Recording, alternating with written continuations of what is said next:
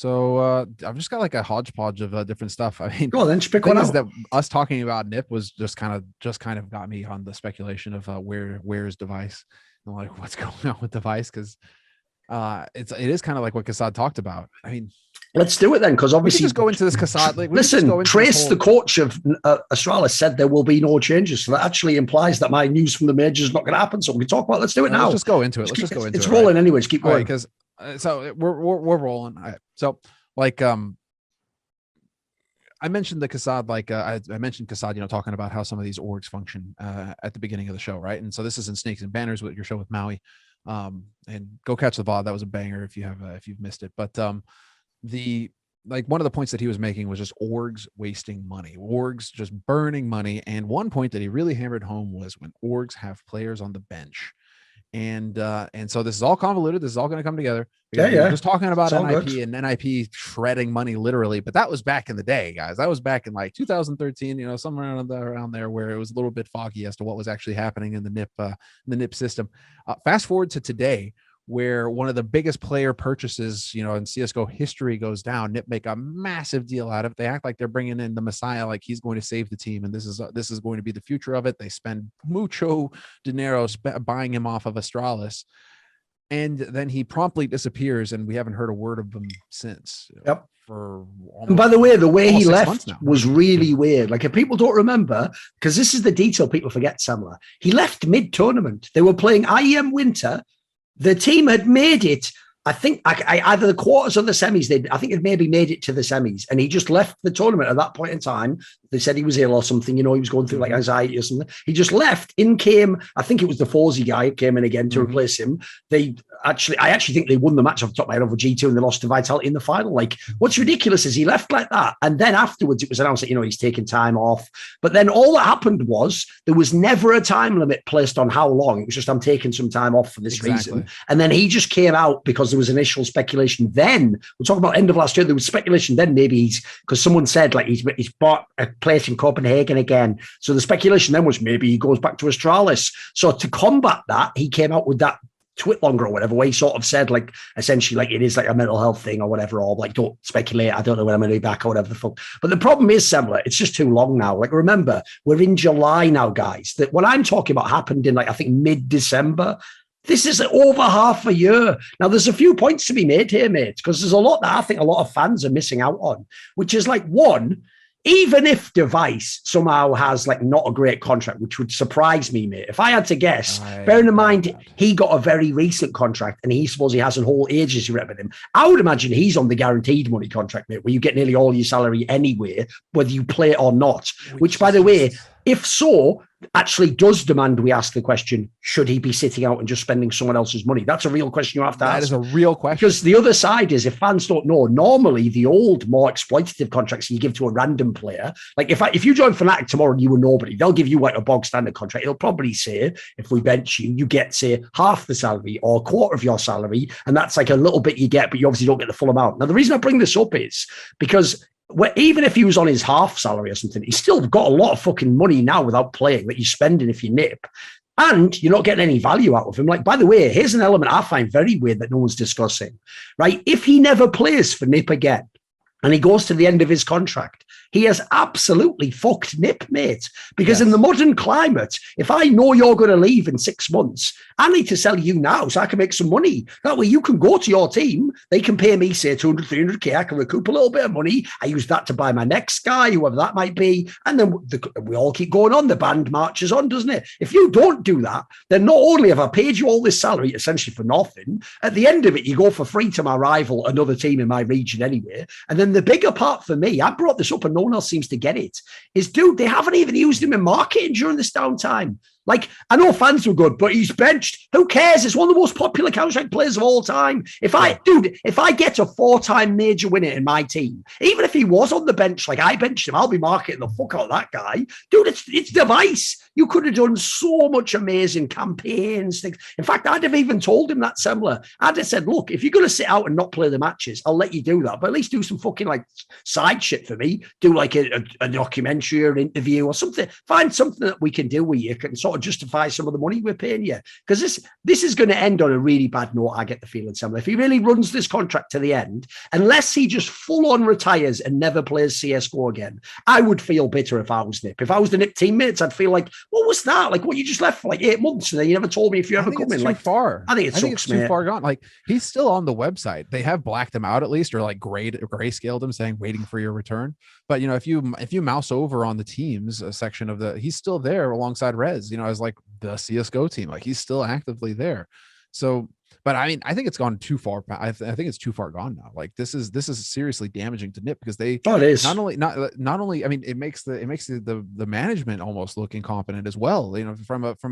From an outside looking in perspective, if you saw like, oh, we're doing the press release, we're announcing like we're going to pick up this star player who's going to be the flagship guy who's going to really steer us forward into the future. We can build around him. He's going to be it. And then it all just falls apart within a couple of months. It's a ridiculous turn of events. I will say there is sort of a little bit of karmic justice, Semler, in the idea that it will now be a player who fucks over NIP, nicks all their money and gives them fuck all in return. Like, well, you know what, Nip? What's good for the goose? Yeah, we need to check some of those old players. The big transfers get right. What does this transfer to a bank account in Copenhagen get right? Nothing.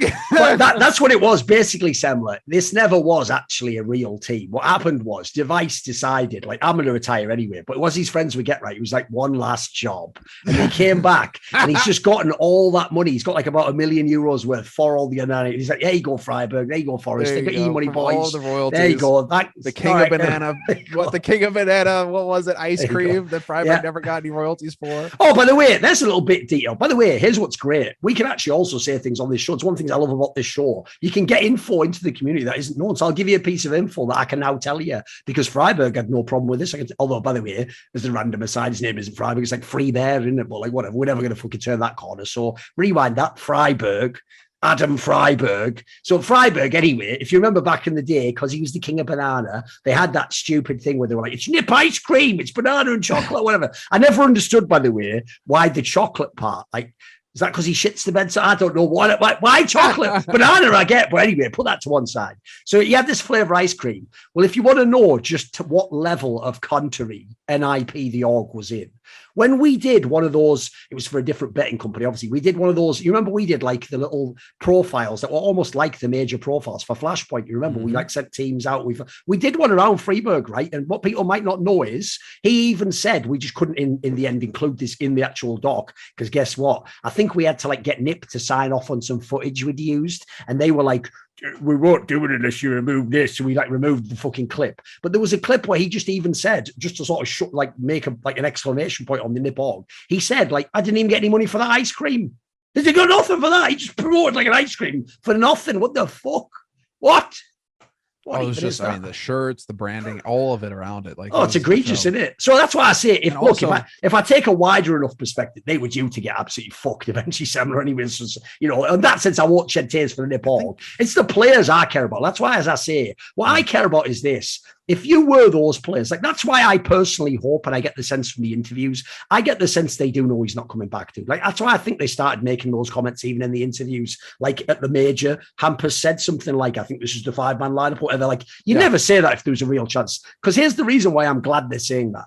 It would be actually a tragedy, in my opinion, if these players really believed any minute dev1ce can walk back in. Like, especially if you were like Brolan. Bro, like, if I signed to this team, I'm thinking, wait, me and you dev1ce, dude, we could go to the top. This could be it. Like, we could win the major. If I find out you never come back, like, you're actually like putting my livelihood in danger now, mate. Because the problem with all this topic, Sam, it's why, spoiler, I think players will start doing this more. It's going to be the ultimate get out of jail free card. You just say, I'm having mental health problems, and that gets you your free time off. But this is the problem I have. How long does that last? Because in my opinion, there has to be like a shit or get off the pot moment. And so I think it's something like, I'll give a rough, obviously it's not going to apply to all cases. I'm giving a rough guide here. I would say after like 3 months, if after 3 months you still cannot play active CS, there should be something like you agree that now you are like permanently benched, or like you are not going to, you essentially tell people I'm not coming back. You can't just leave people in limbo for 3 to 8 to whatever. Well, that can't happen. Where, you can't run a team like that. Element of it as well. I don't think that, you're trying to pull this kind of card in the CIS region or whatever, and they're just going to laugh you out. They'll just fire you, mate. They'll just fire you. All right, bye. Yes. Whereas, in Scandinavia, it was the first time that I'd heard that, where like I'd heard of somebody, an acquaintance, who had that exact thing, burnout, whatever you want to call it, but they were on sick leave due to stress. And I'm like, American me, coming into Sweden, really like, sick leave due to stress, like, and you're getting paid and yeah, they're paying my salary and everything. I was just like, how long has this been going on? Oh, I've been out for like 6 months. So I'm just sitting here going like, so this is like, there's all sorts of safety nets in Scandinavia, and like how the employers and the companies and all that sort of interacts. So the only thing that I can assume is that there's no way that they're employees. And so they have to be contract. It has to be, they have to be contractors with, there has to be some like weird Swedish law that's going on here, is what I'm saying. That's protecting dev1ce in his relationship with NIP. Okay. Because I think in any other world, if it comes to competition like this, NIP kick him after 2 months and say, right, goodbye. But there has to be some kind of Swedish law, something that's keeping him from being able to just be like, bye. Now, there's no way that he comes back. I don't think if you're a teammate, you can even look him in the eye at that point. And also, I mean, I don't know how you look anybody in the face if you're dev1ce at that point. If it's been like a real mental health issue, then fine, fair enough. It's a real mental health issue, and like, okay.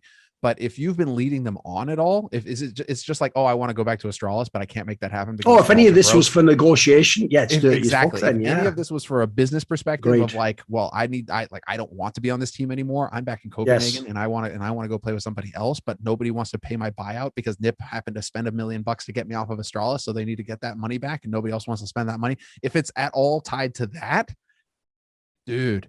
And by the way, I hope NIP can sue at that point. Like, I hope there's some before any fan does what they're going to do, because this even happened actually during the case of Glaive and Zipnik's taking that time off back in 2020. So at the time, Casper Hid tried to even imply that like me and Richard were like disrespecting them by speculating about their mental health. Whereas what we actually did was make these points here. Because if people don't know, in 2020, when those players took the time off, that was part of why they did it, Samla. Part of why they did it was to potentially negotiate separately. Like, if people don't know, there was a real world where not only the entire team could have been sold, like famously they could have been sold to Cloud9, but like Zipnik's could have been on the Henry G Cloud9, like that all could have happened. Like, these things were like, essentially, even though they said I'm leaving because I need time off, like they just might have never returned if certain deals had happened.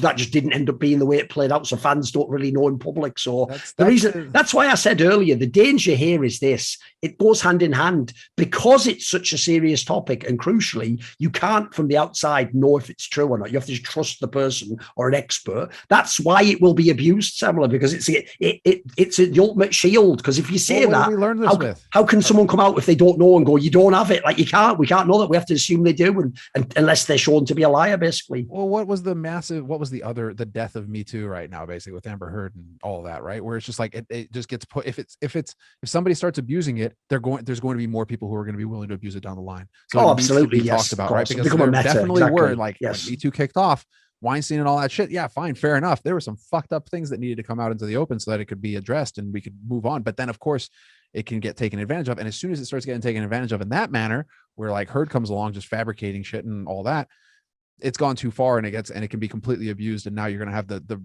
nobody's going to be able to use that again because it's been discredited, if that makes sense, right? Like, you're there's a joke I have to tell you because it is good. Shit, it is a good one. No, don't worry. Real quick, I'm going to tie this up. Because it's the same thing here, right? If players start, if they want to use like a stress or, hey, I'm stressed out and I need a break, if they're going to start using that as a negotiation strategy, then it's all going to fall apart from there. No player in the future is going to be able to call that in good faith, because no team is going to be able to trust them, and the public aren't going to be able to. We're going to have to be cynical, of course. We have to be cynical because that's just the way things are. Okay, now let's hear you. That's why, by the way, in the future, the difference is now you can just do it because they might give you the. In the future, it'll be like Zipnik. You'll have to just have a doctor's note. That'll just be what it'll be. Exactly. Yeah. If people keep abusing it, that'll just have to be what it is at that point in time. Like, the joke was this: it's a slightly edgy one, but it's a good one because it's just a semantic joke, isn't it? So if you don't know the joke here, it's going to actually confuse Europeans. But if you're American, you'll get the joke, and if you're European, don't worry about it. It's not like a great joke anyway. Basically, the joke was like this: he was like, when they started that movement, I thought, how inappropriate. Someone's told their story about what's happened to them, and you think it's appropriate to do a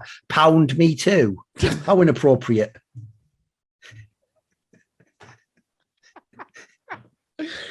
It's because in America they call bizarrely that hash sign the pound sign for some reason. It's just a joke about the semantics, really, but it's a good one. Man. It's banging in it. I know. It's good. It's whatever. I know.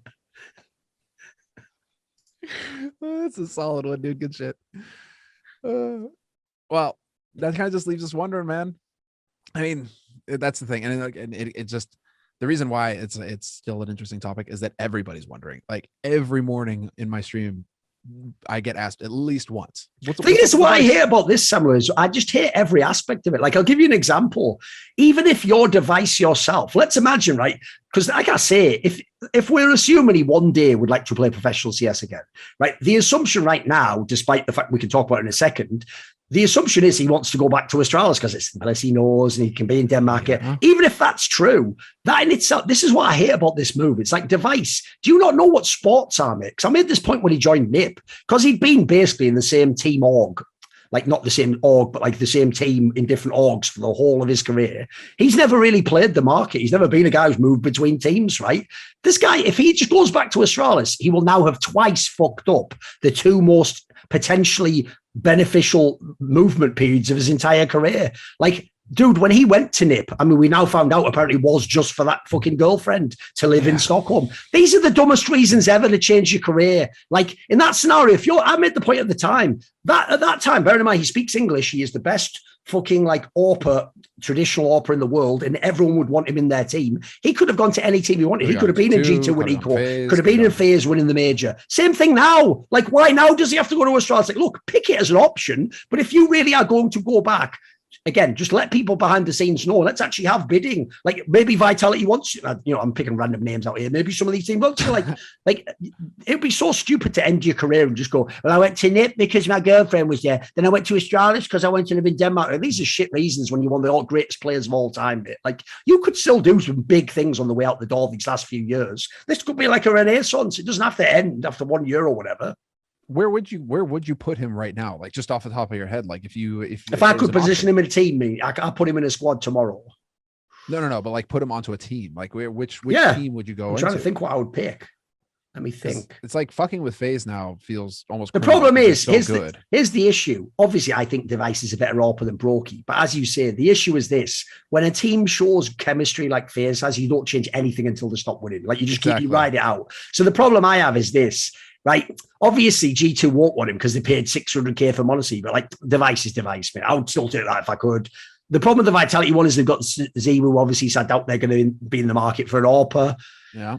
I mean, another obvious one to me would have been Team Liquid, but who the fuck knows? Maybe they're not into that. Who knows? I don't get that one myself. That's the problem. The stupid thing about it is this, Sebler. A really high-level tier 1 AWPer who speaks English is about the most eligible transfer in the entire world of CS. Think about all the international teams that want that player. OG would have wanted it until they got Dexter. ENCE has Hades, but they just don't have any fucking money for dev1ce. Like, there's a million teams this guy could go to. The joke is, as much as everyone thinks it's obvious he should go to Astralis, it isn't actually. Astralis wouldn't be number one with dev1ce, I don't think. I actually don't know if he should go back to Astralis. I feel like at the moment, he's of more value to Astralis than Astralis is to dev1ce, if you know what I mean. 100%. I mean, there's no question that. I mean, the dream would obviously put him on heroic. Astralis. How about that? That'd be interesting. That's interesting, but then who calls? Because your heroic, it's KD. Make KD a rifler. Oh, make KD a rifler and let him take over. Okay. Because think about it. Here's what you've never had in that team. Because KD was never a dominant AWPer, you've never actually got that much from the AWP in that team. Now imagine in that team instead, because KD is going to be a bit less impactful as a rifler, but you'll have Stown and dev1ce. Dude, you got a nice 1-2 punch there. That's fucking fire.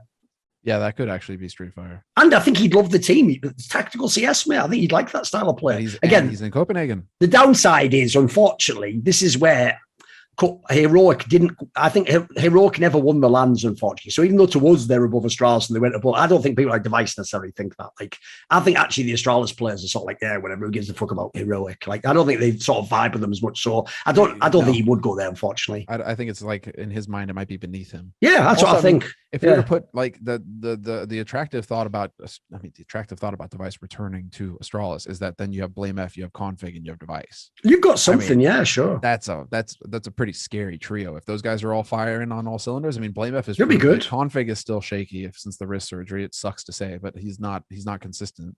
But then if you put dev1ce in there, all of a sudden that's taking some pressure off of config, and maybe that reduction in pressure means that config is able to step up, and all of a sudden you got two excellent riflers and an AWPer. That could be some really sick. I mean, you kind of do have to break this narrative, because right now the way that it looks with Astralis and the struggling that's going on there, well, it's actually, I mean, it's not like Vitality are exactly knocking it out of the park either, are they? So the whole idea of, like who was actually calling it, was it Glaive or Zonic, who was the master behind the whole thing, right? But it's not like Vitality are really, crushing it either. They're kind of on the struggle bus. Here's the thing to say though, because obviously the topic, let's discuss it now. Basically, Trace, the coach of Astralis now, after this Cologne event, he has said, it was the title of the interview, there will be no changes, basically. Now, the reason that is shocking is because, first of all, as on this show, but when Richard was on it a while back around the major, I revealed that I heard from a very legit source that actually dev1ce and Valde were going to go back to Astralis. And it was even implied to me, if you think of the timing it was at the major, that it would be this period when they do it, because you do it so you could have the run up to the next major, right?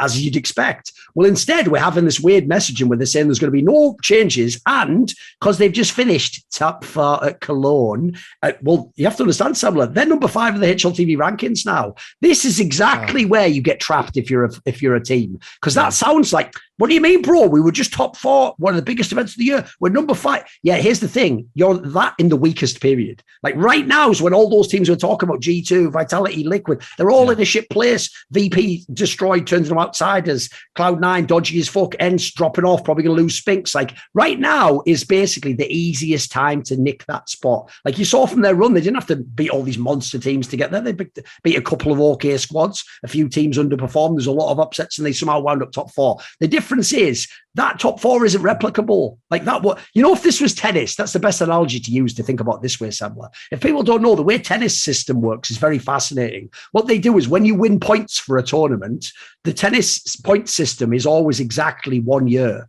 So what they do is this.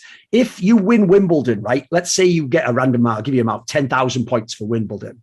That means next year at Wimbledon, you're defending those 10,000 points, because at the end of Wimbledon, you'll have lost the points and you'll get whatever you get for that Wimbledon. So what it means is when you have an overperformance, you actually know when the guy will drop off next, because when it comes to that next tournament, he's not going to get as high. So similarly, if you just wait 3 months, Astralis ain't going to be 5th in the world. They're going to go like to 10th, and then they're probably going to be 13th. Like that's the problem. This squad doesn't actually, with this lineup, in my opinion, have potential. They've played with this lineup for a while now. We're actually seeing, in my opinion, like the limits of what this team can do. They're all right. They're not terrible. They're all right. And as we said, like Blame Effie is really good. Comfy can be good, but they're not going to win tournaments. Like this team, there's no work. Like there's no bracket they could have even gotten here somewhere. Like even if somehow they beat Affairs, they weren't going to beat Navi. So like, you know what I mean? Like there's no world they're winning. So if I were them, I wouldn't be doing what they currently claim they're doing, which is sticking with the same squad. I actually think they do need like at least one big change. I think the issue is, and I'm just double checking this real quick, is that I just think, like when we talk about the speculation of like making plays to pick up bigger players, dev1ce comes with a price tag attached, and Valda, I'm pretty sure it comes with a price tag attached. Oh, it does, yeah. He's on OG. The OG aren't going to give him up for free. Yep. And dev1ce, I mean, we're talking about one of the biggest buyouts in CS history. It's not like NIP are going to give him away for free either. There was even speculation that dev1ce was willing to put up a part of the buyout or something like that to try and make it happen. Dude, have you not heard that? When do the fucking tales of cockery end? Like, so now you're going to pay your own buyout as well to go back to the same team. Fuck it, when you get there, give them a disc. Why don't you pay Nicola Niam to play on Astralis? Like, what's going on here? This is mental. How wrecked can one guy get? Like, and there's a final detail I'd just like to announce. I took all my NIP salary in Luna. It's like, you know what I mean? Like, how much worse does it get for this guy? I know, like, I'm trying to figure out more ways he gets fucked by the world. Like, I don't know. Dude. Brutal. Why am I laughing so hard? I know it shouldn't be that funny, but it is. This is some Great Depression, chucking yourself out of a window because you're a stockbroker and you lost everything. Yeah, it is. All right. Speaking of stocks, the reason why I don't think that Astralis are going to do it is simply because their stock is worth less than half of what it was at this point last year, and even then it was already on a free fall. So, like, I don't know what's keeping the doors open. I personally think as a team in general, Semler, that's why the dev1ce story actually pisses me off as well.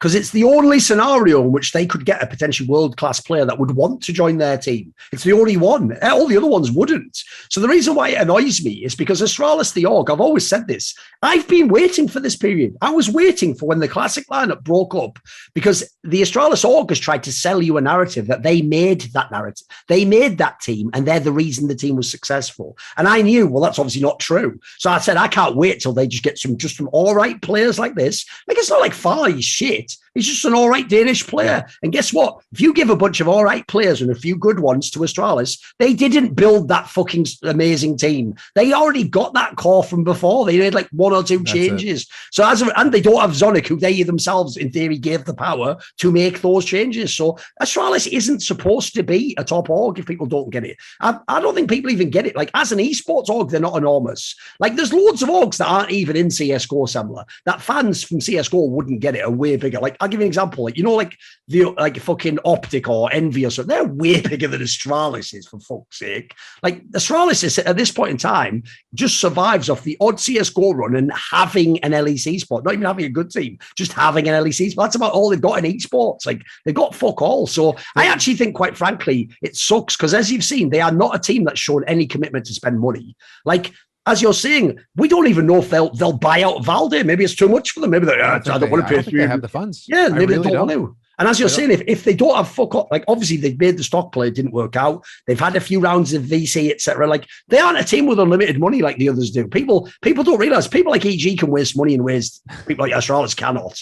You know, that is actually like the topic now, I think, that needs to be addressed and needs to be looked into a bit more, because then it involves like actually trying to figure out like who owns what, because it's so interconnected. It gets really fuzzy. But like, just how much money do these teams really have to play with, right? And are they going to be able to keep inflating salaries, keep inflating buyouts? Because let's be straight, as far as CSGO is concerned, you know, the only teams, like, it was a meme, and I'm surprised at how it got laughed at so hard when Copenhagen Flames announced that they were profitable for last year, right? And it was like $6,500 or something like that, and everybody was like, "Whoa, you know, $6,000." I'm like, guys, in esports, everybody else is like 10 million, $12 million in the red, like fucking bleeding money. They're never going to see that money come back at any point in time. They're just hemorrhaging fucking investor money. And these guys are over here trying to figure it out. Same as ENCE, same, like there's BME. There's a few companies that are in the space that are really trying to just grow it. Like they grow it year on year, only profit, and really just try and grow the thing. And so it's like, you got guys like that, but then, yeah, you have the others where it's just like, they are hemorrhaging money, but they have so much of it because they've managed to swindle. Like, as far as I'm concerned, it's like they just managed to swindle these investors to get them to just dump tens of millions of dollars into their companies. And so they're just like playing with house money or something, like funny money to them. It's not a real number anymore. Like, that's the thing. It's just not a real number. You get the impression they're like, "Oh yeah, that salary, fine, let's do it. Just roll with it. It doesn't matter." I was like, this doesn't make sense. This is crazy. Like, how do you continue to have a scene when like half of the scene are like playing with hacks? They're playing with cheat codes. It's like, how do you continue to have a scene that when it's that sort of scenario? I don't get it.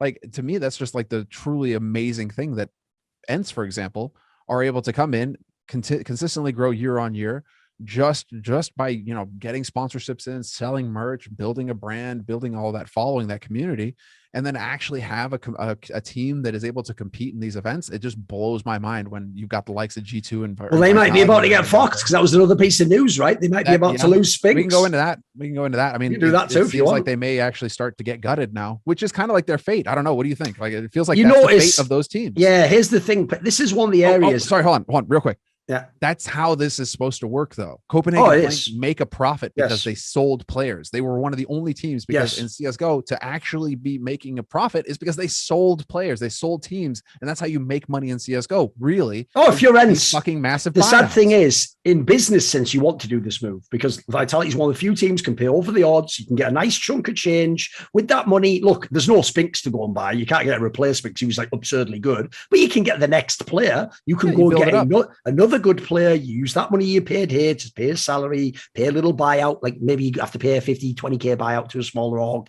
You get another player in and you hope you're good. The downside obviously is it was Spinks. Like, that is a one out of nowhere nut player that came along, and you're not going to have a replacement for him. So you're not going to be as good. But the issue is, as you alluded to, if you notice, the whole time ENCE got really good, have been stressing this narrative.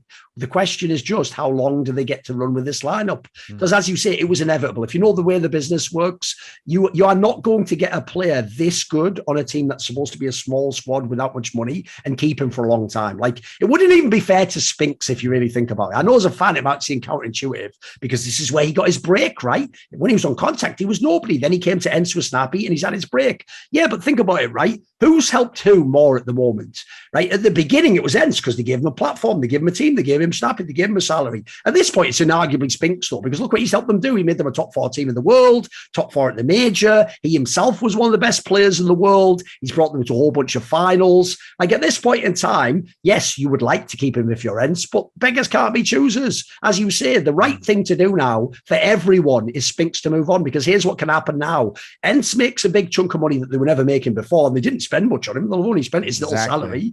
And then meanwhile, if you're Spinks, you get to go and play potentially for one of the best teams in the world. If you're Spinks, you're like, mate, it was fun being a really good player on an underdog team. I want to play with Zemu and fucking Zonic and win the major and be a champion. So it's actually, and Vitality goes out saying that's potentially a great pickup if they can make the roles work. I think it works for everyone, basically. It had to happen, though. It had to happen. You have tradesman teams, where it's just like they are going to be there and they're going to be building talent. They're going to have the system. So it's like, if you're talking about how these big teams don't really have any idea of like what it is that they're actually doing, and they're either lucking into a core roster that's already built and then riding that high the way Astralis did, or you're going to have these teams that actually know how to pick talent and actually know how to find the next generation of player and actually know how to build them up.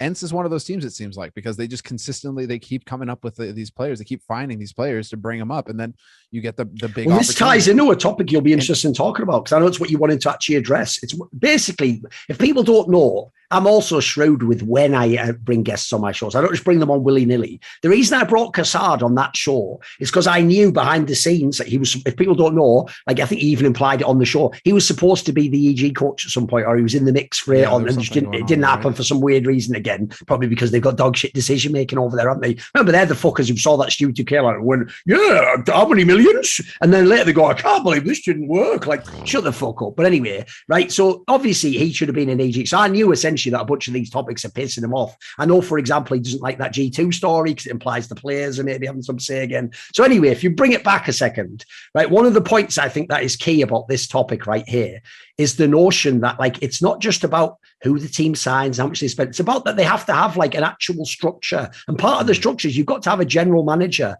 because one of the points Cassard made was you actually want to be thinking on multiple years like you would in business. Because in the same way as if you make a business, if you don't know, you don't just go, well, I start today and then I sell a good product and I make money eventually. No, you have like a plan, like, right, we're going to do this much in the first 3 months, then we're going to expand in the next 6. And then if things go well, we'll maybe expand beyond that for the next 12. Or if don't go well, we'll reduce things and we'll sort of run for 6 more and we'll see how we go. You have a whole plan and then you adjust it as you go every few months, obviously. Well, his point in terms of the team basically is that no matter what type of team you have, you're going to have like a plan that's like the dev1ce example is the best one. In that scenario, as the GM, what you would have done is this. dev1ce came to you late last year and he goes, I'm not available. So you go, right, I'm going to plan for 3 to 6 months where you don't play and we'll see, do you come back in that time period? Then when I find out you're not coming back, say 3 or 4 months in, I'll sign a player like Brawler and I'll start making. Now I have to ask myself, I'll give myself 3 extra months. You either come back at the end and I can get you in the lineup, or you're gone for good, but I'm only 1 more move away then. And now I sell you to Astralis, I'll bring in the last piece. I've at least kept my part going, even though I didn't know. Well, basically, like these teams are the ones that it is implied, like they need a better GM. Because think in this scenario, what was the team we're talking about now? EG right now. EG, right? That's the best example, right? Why did they ever even sign this team at the beginning? Whoever made that decision at the very beginning and said, this team makes sense, that's already fucked. Because here's the thing, right, Semler, if you notice the track record, who are the guys who are finding the next talents?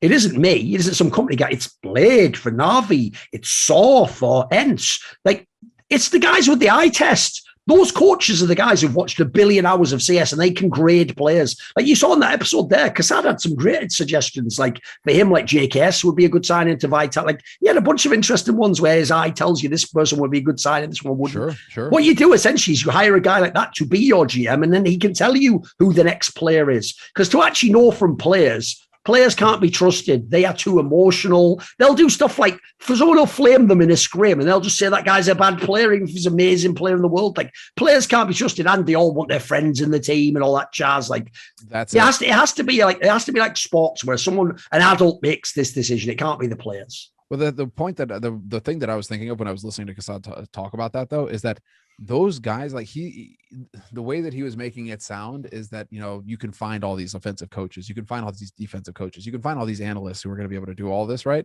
And I'm just sitting here like, those like guys like Cassad are worth their weight in gold. Like, I can't think. They are, but the bizarre thing is, though, I know what you mean, Sam. Like, here's the problem. You know what I mean? Basically, the issue is the rest of them don't exist. You're going to have to build them up, and you're going to have to. Yeah, that's true. Long term. But here's the issue. I know what you mean. In the wider sense, I agree. But the problem is, they haven't even hired the guys we're talking about, like the Cassards and the Zeuses of the world. They aren't even hired now. Like, that's the reason. Like, they at least should get. This is why, by the way, if people don't know, this is one of the reasons I said it in my video. It's one of the reasons I left Flashpoint. It wasn't just that we didn't have the top teams. It's that I knew, and I wasn't fucking correct. I knew we would never have the top teams and we would never sign the top players. And this is one of the reasons, Semler, is because I investigated the structure of all of these massive orgs with millions of dollars in money to spend. And they had the money to spend. Yeah. It's just that they never had the people in the structure who understood, like, to sign the player. And I would go to them and I would tell them, right, first thing you need before you get the players is the GM. And I gave them these shortlists. The shortlists were like Zeus, Cassard. There was a whole bunch of players, Raging, people like that were all on these lists. All they did when they did it, Semler, is either never hire anyone or they would go to the bottom of the list and go, yeah, we'll hire Raging. It's like, well, he was like, listen, he was on the list, but like, obviously I had Zeus number one. Like, these are the guys that, if you don't know, by the way, I can take it one step further. As an org, this shows you don't know CSGO esports. Because if you knew CSGO esports, you would know why Cassard and Zeus are legendary. Cassard ran a fucking squad of Australians and got them the semis at a major. Fucking Zeus took like the bad EG online and had them be good. You had Team Liquid and took them to the top of the world. Like, these guys, as you said, they are worth their weight in gold, mate. You sign these guys, that's like the first decision that just has 50 knock-on good effects on your org, and they won't do it. Instead, you go to these orgs, Semler, and their general manager who's making CSGO divisions is their old Overwatch coach from 3 years ago. Or it's a guy who, like, used to be a player in a racing game who now just has an office job. These can't be the guys, because these guys don't have any eye tests. They're not watching the game. They can't look at the game and go, this Sphinx guy could be amazing in 6 months. They don't have that now. But that is essentially what their job requirement is, in my opinion. Because the problem is this. 3 or 4 years ago, these roles of general manager, it was a general job within an esports team. You just essentially handle business. Now it's a specialized job like a sport. If you're in an NFL team, Semler, there's not a guy there who's like, I only know business. I don't know the American football. That scout knows everything about American football. It's his whole job. His whole life's American football. So you do actually need, in my opinion, you need the people who put like 10 years into the game. They're the ones who will set your org right. The way that I think about it is it's a green bananas and yellow bananas sort of situation. Green bananas take time to ripen. It takes work. You got to water them. You got to wait, right, for that investment to pay off. You're going to buy a bunch of green bananas. It's going to take some time, or you're going to buy a bunch of yellow bananas. And yellow bananas, hey, you get to eat right away. You sell them right away. You eat right away. You get your money back right away, right? So that's the idea, guys. Long-term, short-term. To me, the way that all this shapes up is that all of these orgs now realize just how desperately hard it would be to go with the green banana route, the long-term route, because either they have to invest heavily into guys who are worth their weight in gold, like Cassard, Zeus, others, or they need to be. Then this, like, Cloud9 encapsulates this perfectly for me. They really are just like I don't want to say the problem, but like this is them. Sit in the wings and be opportunistic and get the roster. So Gambit, picking up Gambit, that's Cloud9 in a nutshell. This is that whole American system, that VC system in a nutshell. It's like, oh, hold on. Somebody else has built something that's working over there. Wait, we can buy the whole thing? Great. Do that. Throw money at it. There you go. That's how these guys approach it, because they have no idea how to build the long term. They have no idea. For them, it's all just about like picking up a core, picking up a roster, picking up something that's already functioning, and trying to get as much of the support structure as well around it. Because that was one thing that Etienne talked about, where how he was so excited to work with Groove. He's like, I never thought I'd have the chance to work with this guy, but when I learned that he was a part of the package, I just had to have it. It's like, if you can get the support around it, you can build the roster like that, you can do all of that, then that's how those guys want to play it now. Because doing the long term, the team that came to mind and that I got really excited about way back in the day, and it was for this reason, was Cuban's Mad Lions.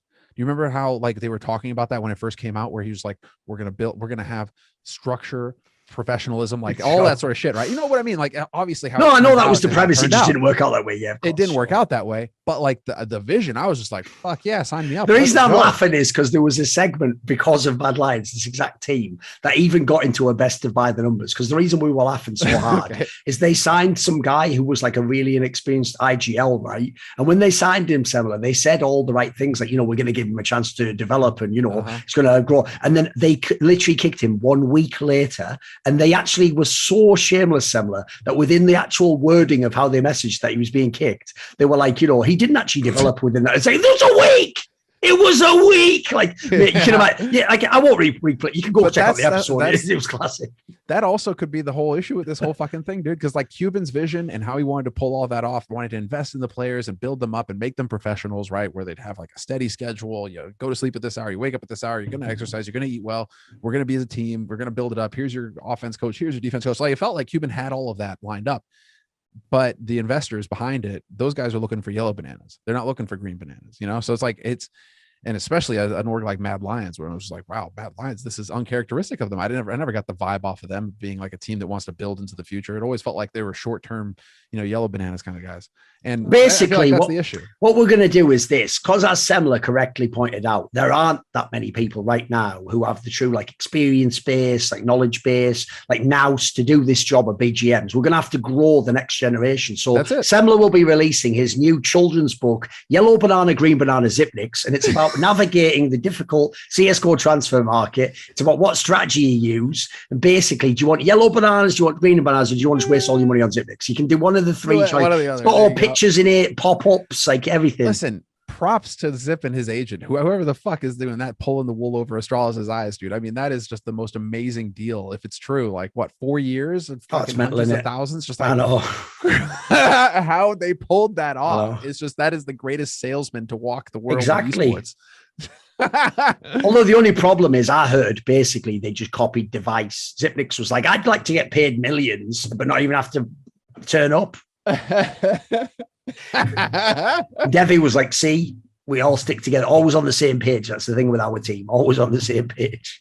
Little aside, it sucks because like Zip actually had like a little bit of a revival. Oh, he was actually tournament. Like he was actually looking halfway decent. Sad thing, if people don't realize, is because obviously they got beaten by Navi, that actually sort of like leveled his stats off. Before that match, he was actually he was having a little bit of looking good. He was feeling himself again. Navi just totally disappeared. But then again, to be fair, the whole team disappeared. It's not like it was just on him. It was like everybody fucking tanked on that. In that matchup.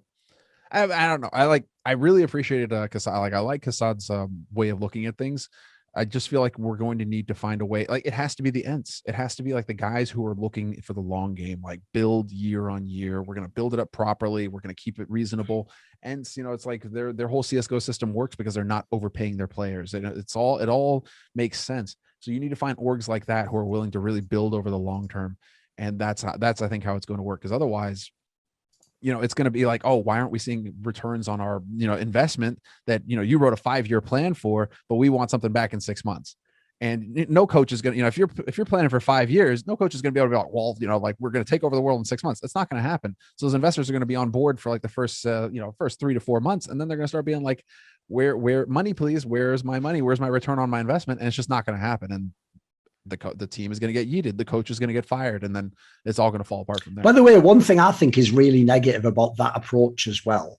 This is one of the things about CSGO that really pisses me off, dude, because I actually told loads of people this is way before even Flashpoint. Like, I think in something like 2016, I made a video where I explained this concept, right? Which is the concept from sports that needs to exist in CSGO is, in sports, like, when someone's contract ends, like, that at the end of this season, he's available. So as a result, you don't just wait until the last day of the season. Like sometimes if you're a lesser team, before the season begins, like at the end of this season, we're going to prepare a package to get LeBron James, Ronaldo, whoever like the amazing player is. You build a whole thing and you build it years out. Like you're planning, like we want to have like a core of players that he might want to play with, but space for him. We need to have some salary space to sign him at the max amount. And basically you create like a sort of an attractive destination for that player. But this is the key thing to understand, Semler. If he doesn't sign, you're not shit out of luck. You've got the next people on the short list. So my problem is this. I said this years ago, because I used to have old friends that were in teams like Cloud9, Team Liquid, and they'd always be saying the same thing, like, oh, we need like another AWPer though, so who do we get? And you'd look around the scene, it's like, well, obviously everyone's contracted. So they'd always have to be gambling, like, well, this guy like in MDL like looks good. And so I just said to them, like, bro, if you could pick tomorrow, if I said money's no object, like we're talking about like 2016, remember here. I said, if you could pick anyone, you probably pick like Skadoodle if it's an NA team, right? I said, why not just literally plan to get Skadoodle? I said, go to Skadoodle, say to him, when does your contract end? If it's in 6 months or a year or whatever, plan so that within the rest of what you're doing, you still operate your team. team, but that's a window when you will look to potentially get Skadoodle. They don't do it though, Semler. And the reason it kills me is because it actually makes the scene weaker. Because what people do instead is this. Because they let players decide when they need to make the roster move. You make a team that's all right. You play a few tournaments, and what happens is you have a really bad loss, like the Major or Cologne, one of the big events of the year. Let's say you finish 9th, but you're supposed to be like a top 5 team. So then you go, panic stations, we need to change a player now. And because you have to change him now, you have to get Farley, or you have to get some random pickup that like probably isn't going to work. If instead you said we have to make a change, but you have an actual timeline, you can now plan to get a really good player. You go, right, let's see who's available. Like, so I've got dev1ce, I've got this guy. You map them all out. Who would be interested now? Who might be interested in 6 months? What would it take for them to be interested in a year? That's sports. Like, because in that scenario, you can see how if you do the right decisions there, even in the short term, if you're not getting results, in the long term, you are going to make enough right decisions. You're going to turn your team around. You're going to make a top team. There's too much sort of luck. Like luck now's even like, when's your contract end? Are you willing to leave now? Like, there's too much sort of rolling the dice for me. It's not proper sports. You're not planning. Want to see more cool, funny, interesting clips based on topics from my content? Well, subscribe to this channel then, or, be a pleb and don't.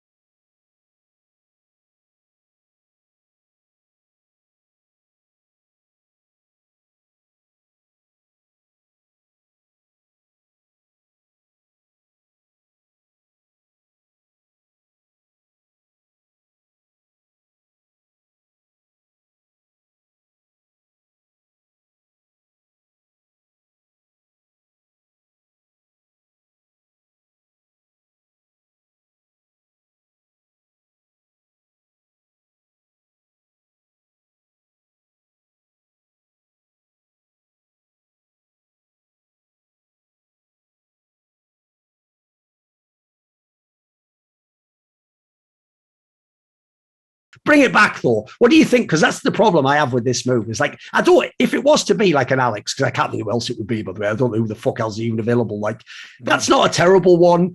And the thing is, I will say, like, I sort of agree with Yanko. I actually think, like, the timing of this team, basically, this team looks almost cursed, mate. Like, they zigged every time they should have zagged. Yeah. So, for example, they made the final of one of the first events, dev1ce. That was when their coach couldn't play because he had COVID. And, like, then, right after, as you're saying, right when you want to make use of that, like, we're on form, then they have that Pro League debacle where they can't even use LXCB and they don't get out the grip. Like, the whole thing was a fucking nightmare, wasn't it? Like, they have just sort, and then the major was terrible. They didn't make any impact. Like, Cologne here's been shit. Yeah, basically all their good moments came when it was the least important and they couldn't capitalize. And then they've had all the down moments in the big moments. So I have to agree. Like, if a team like that happens, I even think, by the way, I agree with the premise of two changes. I don't think that's a one change move. Now, I might not have agreed with the LXCB angle, and this is, I think LXCB is good, but I have to say, it's not like it's worked in the server. And it's why, if you notice, my tweeting style about this topic is very different to everyone else, because my perspective is this similar. If this really is the case that fundamentally someone like Nico and the others can't play at their best when LXCB is the leader, that's fine. That can be possible. Obviously, he's not like the ultimate IGL of all time. You have to have the right personnel. But here's the issue, though. If the next set of players to come in this team, Semler, somehow in any way doesn't work with Nico, I have to start for real having the question, is it Nico? You know what I mean? Like, eventually that has to be the question you ask yourself, because you look at all these other superstar players in the world and they've been able to work with many different teammates and different team styles and stuff. Like, this guy just seems like he has a very particular, like, whatever he defines as comfort seems almost like it's some Princess and the Pea shit, mate. It's a bit too far for me, I think. I'm a bit concerned that he's too high maintenance in a way, you know. That's a perfect way to put it. That's what I start to wonder about. Yeah, the Princess and the Pea. For any of you guys wondering, it's the mattresses, the stacking of mattresses, and then there's a little pea at the bottom, under the last mattress, and the princess can feel it, so she can't sleep. It's just that little thing, through like 10 mattresses. That's a really good way to put it, because it really does make you wonder, right? Because Nico, with his track record, you feel like he hits fucking hard. For sure. Now, especially now, by this time, should be a veteran player, long in the tooth, able to work with anybody. You would think, right? Able to work with anybody and still perform. Like, it's not like it's his first rodeo. He's been around for a long time. So you would think. I think you're bang on the money. And I think it's interesting, this Alex angle, actually, if you stack it up, it sounds actually pretty interesting. That is not an angle, because that, like, Fnatic was clearly a debacle. Cloud9. It's been a poor string for Alex. He's had some really bad luck, in my opinion, with his squads. Rough turns. So, and also, I'll throw this in there. It's not like I took it out from nowhere. I actually said when he was benched, I did a tweet where I basically said, if I were the two teams, I would trade, by the way. If I was the fucking guys from Fnatic, I'd want LXCV. Why not? Like, why not just trade either way and do a contract deal and both give it a go? Because one last thing I would say is this, right? In theory, if you know, like, the sort of game theory of how you run sports teams, players like Nico are actually supposed to be effectively untradeable somewhere. They're supposed to be so insanely valuable that you can, like, for example, if someone gives you $1 million, like supposedly G2 did for Nico, you never really get the value for that. Like, it's not like you can spend that million and get the same in the server. Like, they're too valuable. And on top of that, because they're so absurdly good, like, think about Nico's longevity is, there's like 2 or 3 players ever in the game have longevity like that, and they are simple and device, quite frankly. There's not many people. So if you have that longevity, that's the other reason you're not supposed to trade those players, because they can come back to being the best in the world every year. They can constantly deliver output. But here's all I'll say, and this food for thought might actually blow some people's brains if you think about it. You would have said the same thing in FaZe Clan, wouldn't you? Wouldn't you have said in FaZe Clan, if I had to pick between the two, who would I keep, Carrigan or Nico? Everyone would have told you Nico, because he's a superstar, right? Spoiler, Nico left FaZe Clan, and FaZe Clan is the #1 team in the world now. And by the way, none of the players on FaZe Clan are as good as Nico. It's not like Rops is as good as Nico or Brokey or whatever. So this just shows you can win without Nico. So the key thing for me is this. Either we get the pieces now. So, like, shit, I'll get off the pot. You spend the money now, you get the final pieces Nico wants, and then we just have to do it. Like, now you really have to win, Nico. We have to win the major. You have to go to #1. But if you don't, I have to actually consider, like, are you the reason I can't bring these bloody players in? Because I've got a lot of players here that we're having to kick out by it. I can't be kicking people every 6 months. It has to be a real squad eventually. And especially, I mean, even if G2 are one of those teams with fuck off money who just seem to be able to spend whatever they want and actually have a leader who is willing to pull the trigger and spend that kind of money, that still doesn't mean that it's reasonable for them to be just like, every 6 months we're going to spend another $1 million or something to try and get somebody else off of another roster. That's crazy. I mean, the one I find weird, dude, is I don't know if you see this, but I actually see a lot of people flame Monacy. Do you notice that? I don't get it myself, because here's the thing. I always just remember the facts. He's a fucking 16-year-old kid who just joined the land circuit this year. Yeah. Remember, dude, Semler was watching this guy in an academy league last year. So, like, when I actually look at his level, I don't think there's anything wrong with his level at all. It looks good. This is where it's crazy as well, because on that academy team, in that academy league, that whole team, it was like Kenny S and Titan 2014 or something. Like, the entire team is built around him on Na'Vi Academy, and he's not playing against tier 1 opposition. So just think about, like, everything being, it's like the best marketing strategy ever. They're doing everything they can to make this guy look as good as possible to sell him to one of the top teams in the scene who have millions of dollars. It could not have gone better for Na'Vi. They played it perfectly. The whole reason Na'Vi Academy exists was for that. And so now, you know, he's actually on that he's actually on that tier 1 team, and he had a strong start. I think that maybe why is there's so much hype around him, because he has all those crazy, he has that really intense kind of flick, crazy, aggressive style, really flashy, gets a lot of highlight reels. But also he had a strong start at Katowice, right? So I think in people's minds, you know, that kind of stuck. And so they were like, oh, you know, well, if he's not always up there, well, then, you know, obviously he's struggling. Obviously he's dropping off. It's like, dude, he didn't even have that bad.